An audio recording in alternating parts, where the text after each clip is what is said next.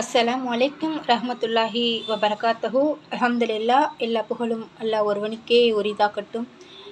இன்று நாம் எடுத்துக்கொண்ட தலைப்பு துல்ஹஜ் மாதத்தின் முதல் நாளிலிருந்து 10 நாட்கள் செய்ய வேண்டிய அமல்கள். இந்த நாட்களை நீங்கள் தவறவிட வேண்டாம். ஈமான் வணக்க வழிபாடுகளால் அதிகரிக்கும், பாவங்கள் செய்கின்ற போது குறைந்துவிடும் என்று கூறுகிறார்கள். இந்த அடிப்படையில் அதிகமான அமல்களை நாம் செய்கின்ற போது நம்முடைய ஈமான் அதிகரிக்கக்கூடியதாக இருக்கின்றது. அல்லாஹ் சுப்ஹான தஆலா நம் மீது கொண்ட கருணையினால் அமல்களை அதிகம் செய்யக்கூடிய நிறைய சீசன்களை, சந்தர்ப்பங்களை நமக்கு தருகிறார். அவ்வாறாக அல்லாஹு தஆலா நமக்கு வழங்கக்கூடிய மிக முக்கியமான ஒரு சீசன் தான் இந்த துல்ஹஜ் மாதத்தின் ஆரம்ப 10 நாட்கள் ஆகும். அல்லாஹ் சுப்ஹான தஆலா சூரத்துல் ஃபஜ்ர் ஆரம்ப 2வது வசனத்தில் சொல்கின்ற போது வல் ஃபஜ்ர் வல் லைலில் அஜஸ், ஃபஜ்ருடைய நேரத்தில் மீது சத்தியமாக, 10 இரவுகளின் மீது சத்தியமாக என்று கூறுகின்றார். இந்த 10 இரவுகள் எது என்பதைதான் 2 விதமான தப்சீர்கள் உலமாக்கள் மத்தியிலே இருந்தாலும் அதிகமான உலமாக்கள் அந்த 10 இரவுகள் என்பது துல்ஹஜ் மாதத்தின் ஆரம்ப 10 நாட்களை குறிக்கின்றது என்று கூறுகின்றார்கள். இமாம் இப்னு கஸீர் ரலியல்லாஹு அன்ஹு அவர்கள் இதுதான் சரியான தப்சீர் என்றும் கூறுகிறார்கள். அதேபோல சூரத்துல் ஹஜ்னுடைய 27வது 28வது வசனங்களில் அல்லாஹ் சுப்ஹான தஆலா ஹஜ்ஜை பற்றி பேசிக்கொண்டு வரும்போது அதிலே அறியப்பட்ட நாட்களில் அல்லாஹ்வுடைய பெயர் கூறி பிராணிகளை அறுப்பதை பற்றி அது தொடர்பாக சொல்கிறார். அறியப்பட்ட நாட்கள் என்பது அல்லாஹ் சுப்ஹான தஆலா கூறுவது துல்ஹஜ்ஜினுடைய ஆரம்ப 10 நாட்கள் என்பதை அதிகமான அல்லது பெரும்பாலான ரசூலாசிரியர்கள் கூறுகிறார்கள் என்பதை நாம் இங்கு கவனிக்க கடமைப்பட்டுள்ளோம்.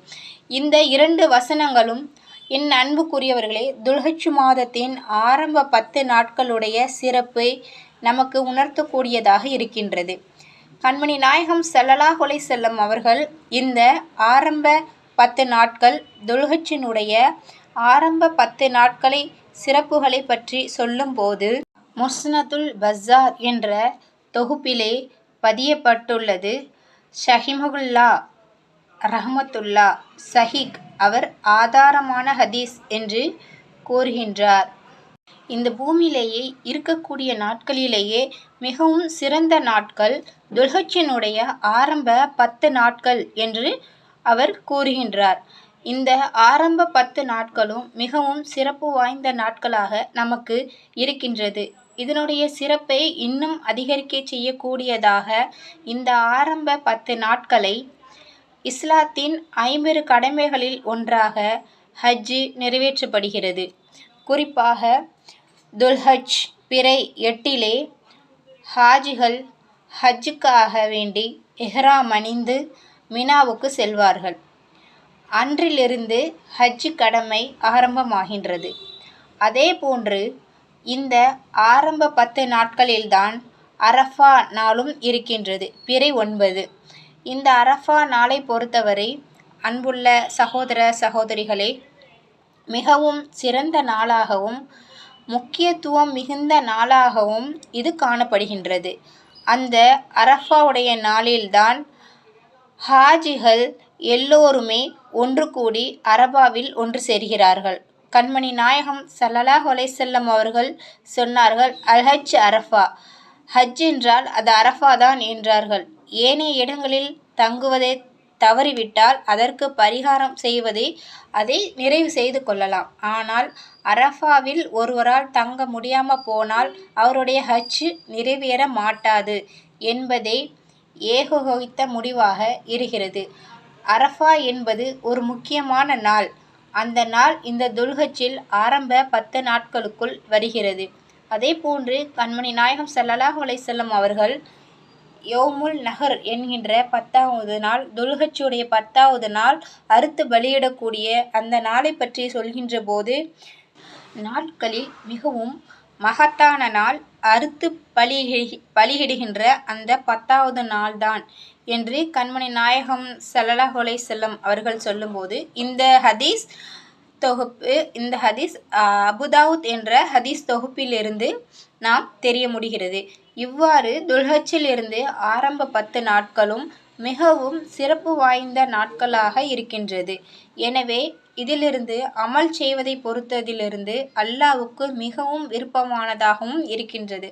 அதனால்தான் நாம் ஆரம்பத்திலே அமல்கள் செய்யக்கூடிய நாட்களிலே இதுவும் ஒரு சீசன் என்றும் மிக முக்கியமான சீசன் என்றும் இந்த துல்ஹஜ்ஜினுடைய ஆரம்ப 10 நாட்களை குறிப்பிடுகின்றது. கண்மணி நாயகம் ஸல்லல்லாஹு அலைஹி வஸல்லம் அவர்கள் கூறுகிறார்கள், ஒரு அடியான் செய்யக்கூடிய சாலிகான அமல்களில் இந்த 10 நாட்களில் அவன் செய்கின்ற அமல்கள் அல்லாஹ்வுக்கு மிக மிக விருப்பமானதாக இருக்கின்றது என்று கண்மணி நாயகம் ஸல்லல்லாஹு அலைஹி வஸல்லம் அவர்கள் கூறுகின்றார்கள். அப்போது சஹாபாக்கள் கேட்கிறார்கள், ஜிஹாத் செய்வதை விட சிறந்ததா என்று கேட்கிறார்கள். அதற்கு ஆம் என்கின்றார்கள். மீண்டும் இந்த 10 நாட்கள் ஜிஹாத் செய்வதை விட மிகவும் அல்லாஹ்வுக்கு விருப்பமான நாளாக இருக்கிறது என்று கூறுகிறார்கள். ஒருவர் ஜிஹாத் செய்யும் போது தன் உயிரை பணய வைத்து திருப்பி வர முடியாதவராக இருந்தால் அதற்கு நிகராக இது ஆகாது என்று கண்மணி நாயகம் ஸல்லல்லாஹு அலைஹி வஸல்லம் அவர்கள் கூறுகிறார்கள். இந்த ஹதீஸ் திர்மிதி என்ற தொகுப்பிலே பதிவு செய்யப்பட்டுள்ளது. அன்பான இஸ்லாமிய சகோதர சகோதரிகளே, இந்த 10 நாட்களை அடைவதற்கு யாருக்கெல்லாம் வாய்ப்பு கிடைக்கின்றதோ அவர்கள் இந்த 10 நாட்களை நல்ல அமல்களின் மூலம் அழகுபடுத்த, அந்த அமல்களை அதிகமாக செய்ய, ஈமானை புதுப்பித்து கொள்ள முயற்சி செய்ய வேண்டும். சயீத் பின் ஜுபைர் ரஹ்மத்துல்லா அவர்களை பற்றி சொல்லும்போது, அதாவது இந்த துல்ஹஜ்ஜினுடைய ஆரம்ப 10 நாட்கள் வந்துவிட்டால் அவர்கள் கடுமையான இபாதத்துக்கள் செய்வதை முயற்சி செய்வார்கள் என்று நாம் இப்னு மஜா மற்றும் தார்மி போன்ற நபிமொழி தொகுப்பிலே காணப்படுகிறது.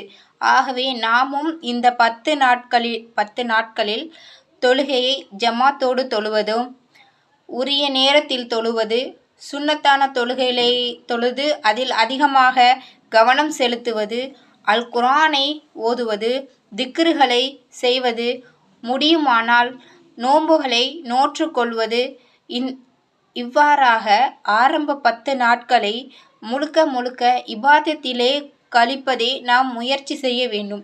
நம்முடைய ஈமானை புதுப்பிப்பதற்கும் நமது உள்ளங்களில் காணக்கூடிய ஆன்மீக வறுமை போக்குவதற்கும் முயற்சி செய்ய வேண்டும்.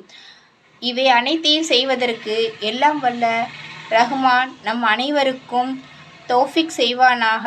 வாஹிர் தஅவானா வல்ஹம்துலில்லாஹி ரப்பில் ஆலமீன். அஸ்ஸலாமு அலைக்கும் வரஹ்மத்துல்லாஹி வபரகாத்துஹு.